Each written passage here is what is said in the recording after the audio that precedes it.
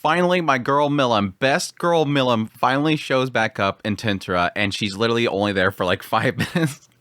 I'm so mad. I was so excited when I see her show up in the last part of the last episode, and she's not even there for very long. But decent episode, episode 63 of Reincarnated Slime. I'm finally getting back in the mix of covering the show. I've been doing a lot of first impression stuff, so I apologize for everybody that's been watching weekly and are like, where's vid? We're also kind of in this area where it's like not too much world building and like content is actually happening. It's just a lot of building things up. So it's hard to really talk about a lot of this stuff when there's nothing really there. But there was a couple intriguing things that happened in this episode. The one big thing was obviously the appearance of somebody attacking Milim. I hate that name. Again, I said that before. I don't like that guy's name. The guy that's going to be in charge of the finance here soon. Yes, he was attacked on the way there. And at that point, they were kind of considering the idea that it was Vazak. Vazak was this guy that was trying to get with him in order to do some sort of trade of elves. And yeah, it seems like towards the later part, Rimuru really wants to look at this guy, mainly around the idea of the elves and the trade of elves. But I seem to recall a conversation with Yuki and Damrata where they mentioned the idea of what they're going to do with the slave trade. And specifically there, they were talking about sending these monsters to them or to attack something. But they never really got into detail of who, and so I'm kind of wondering at this point, are these two things related? Is the thing that Damrata is talking about with the slave trade, which he didn't mention Vazak or Milim. So I don't think that's going to be the same thing, but I will admit that the moment that I seen that, yes, he was attacked and there was these powerful monsters, it kind of made the two connect for me. So I'm curious if the two of those things will come together, or maybe possibly looking into Vazak, they will end up finding that Damrata or Yuki is involved in some certain way. So that'll be curious there. That was kind of the most intriguing thing that kind of pumped out at me. But yes, I think the nugget in this episode was really kind of getting more into some of these surrounding races and kind of bringing them into the picture. But yes, let's start from the beginning with the appearance of Milim and the fact that she just basically ran off because she wants to get involved with whatever they're doing here. She feels left out. My heart breaks for her. But additionally, kind of have this whole thing where everybody is moving to Tempest. Everybody's getting their excuse to move here and not Milim because Milim has her responsibilities over here. So I'm like, okay, well, you're relocating everybody. Just relocate everybody of Milim's people. So just kind of bring them over here. That way Milim can always be around. But unfortunately, they're not going to do that because the show would be too good if Milim was around all the time. But at least we got a brief moment of them kind of just goofing around. And yes, Milim helping them set up the dungeon, the labyrinth, and all that kind of stuff. Bringing more and more stuff in the labyrinth. It looks like they're going to end up bringing the Minotaurs into the labyrinth. They're going to bring the elves in the labyrinth. It's like, I think they're going to get to the point where everything in the surrounding area is going to be desolate and everything's just going to be located in the labyrinth, which is really honestly something I kind of see the story going in the direction of. Because again, we've been building up for a while now that there's like this surrounding conflict. There's the idea of building up too much to the point where the angels attack. And I'm kind of curious if it's going to get to a point where, yes, the town is going to come under attack by the angels. And literally the only thing that's going to survive, the only way they can survive is to literally just relocate everybody into this labyrinth. That way the angels can't get to them. Because I think there might be an element that Ramidus can kind of prevent things from coming into the labyrinth. But I'm certain there's probably going to be some way of getting around that. We do get the appearance of the finance officer. I'm going to call him finance officer from now on because I hate trying to say that name. I don't know why it's not that difficult to say. But yeah, he's checking everything out. He's surprised by all the work they've done and everything. And yes, that's when they bring up the idea that it's possibly attackers that was sent from Vazak. So again, I'll be curious to see how that's connected to possibly Damrata and Yuki. But that's when we have all the different species. Their heads are all showing up. There is kind of interesting to kind of note that despite everything that's kind of happened in this area, there's still this expectation that he needs to meet with all these individuals because they're going to want to test to see how strong he is. Some of them might want to try to take over him if he's shown to be weak, which is, again, kind of funny, the idea that the whole idea here is that Veldora was the thing that was keeping them in check before. But now that Rimuru has shown up, which, yes, he, by all accounts, everybody's kind of noted the fact that he's taken over Veldora. But they're going to think they're going to take down Rimuru. But no, this is cool because we got to see some returners. We got to see some new characters. Obviously, the cool one was Gabadu's father. For those that don't know, I used to hate Gabadu. And it was like at some point, Gabadu just became so cool. Like at some point, I just really liked his character. I think a lot of my issue with Gabadu was around his subordinates. These guys that are constantly just yelling about Gabadu.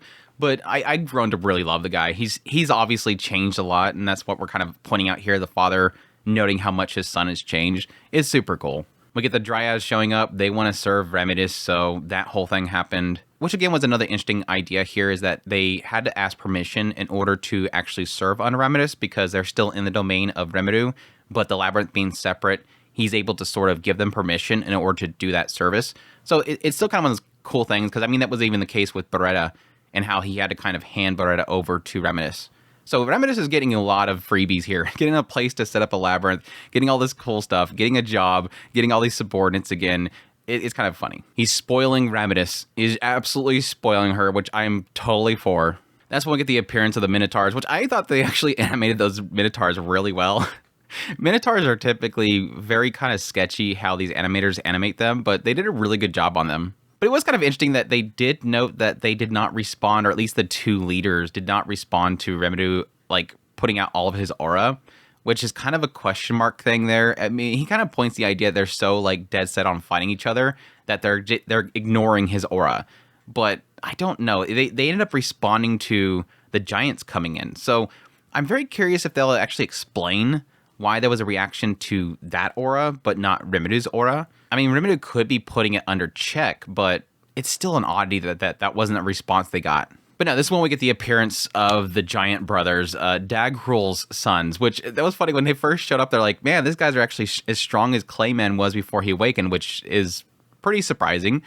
But he like goes, so they got to be a son of a demon lord. So he's thinking about the whole table and he's thinking, who could possibly it? And I'm like, maybe the ones that looks exactly like these dudes. I mean, there was a side of me that thought they could totally throw a curveball and have it like, oh yeah, it was Leon.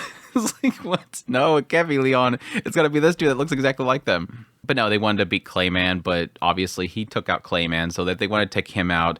But it all ended up being like this big ruse at the fact that they were sent there by their father because they were messing around and they want to train under him. But yeah, Shion's the one that steps up and fights him and beats the living crap out of him. And here again, we're kind of knowing the fact that Shion has become extremely powerful. And again, I kind of talked about this during the whole time where they were fighting all the Crusaders and whatnot, that they keep putting out the idea that she has the ability to even get past Remedios' barrier. She has the ability to negate it. Like, she's gotten to the point where she's so powerful, even the system is saying she could kill you. And so even here we're pointing out she's gotten way stronger. Like, she keeps getting stronger. I mean, yes, Shion did fight Clayman, and now she basically soloed these three guys that were equal to Clayman before he awakened. So yeah, even Remedios like, holy crap, she's growing way too much. Like, what is the deal here? He's like, yeah, she's really good at holding back. No, that's not the point. She's gotten really strong. And again, even back there, I was saying, there's no way that Shion's ever going to turn on Remedios. Like, she is fully devoted to him. But it still kind of makes you wonder, because they keep bringing up the fact of how powerful she's become, it does lead me to believe that there's probably going to come a time where Shion is going to turn on Remedios, not by her own choice. I think it's going to come down to an idea that either something happens to Remedios where he loses control of himself, or possibly she loses control of herself. Maybe she evolves to a point where she can't control herself anymore. Or, like with the whole situation with them trying to enslave Milim, maybe there's an item that will take control of her, and this will be something that's going to put Remedios at a great disadvantage and possibly harm him. They just keep bringing up how powerful she's become, and yes, what kind of a threat she technically is to Remedios, that it makes me believe the writer is actually trying to flag this. I like the fact that she looks all proud there, and then she thinks that he wants to kill him more. Like, oh, did I hold back too much? I'll go back at. He's like, no, stop. That's enough. It was funny. It was cute, and then she's super excited to be able to being assigned to take care of them. Really cool stuff. But yeah, that wins over the Minotaurs, and then that brings in the elves, who were happy that he took over the Minotaurs because now they're not in danger anymore. But additionally, bringing up the idea that some of the elves have left to go earn money and they haven't been back, which, yes, immediately comes to mind, the slave trade. So I don't know, maybe they might get right into that stuff, or maybe just kind of have the feelers out there while we obviously handle the Tengu that have just finally shown up. That would be interesting. But yeah, I did like getting a little bit of insight into the elves. I thought at first when they were first bringing up the elves that have left, or possibly they could come back, I thought we were bringing up the sorceress kingdom, whatever it was, because it looked like they were elves. So maybe it's just two different separate groups of elves, the ones that were in the Great Forest and the ones that are elsewhere, obviously. But no, the Tengu have finally showed up, and we've been flagging this one for quite a while now. And yeah, I was I had to get a little chuckle about the idea that you have all these Tengu. I'm like, yep, those look like Tengu. And then you have the one girl in the middle where I'm like, that's probably the leader because they look extremely unique and everybody else looks completely plain Tengu. And then I'm like, but if you think about it, she's the only one that doesn't look like a Tengu. She looks like a cat girl, or like she's the only one that doesn't have a mask. She doesn't have wings. So I don't know. She might not be a Tengu. She might be something else that is leading the Tengu. But it is still funny that if she's with a Tengu, you assume that she's a Tengu when she's not really a Tengu. Anyhow, that's my thoughts on episode 63. Looking forward to the next episode. Want to see this new Tengu. She looks cute. I like her design. Despite the fact that she doesn't look like a Tengu, she looks cute. So I'm looking forward to that. But hope you guys enjoyed this video. As always, if you did, hit that like button down below, comment. Let me know what's the episode. Additionally, if you're new to the channel, make sure to hit that subscribe button to get my content. I do news, reviews, first impressions, top lists. If it's anime, it's pretty much here. Additionally, if you like this content, you want to support the channel more, I have Patreon link, tips link, so thanks, membership button below. Greatly appreciate what it does. Until next time, y'all take care.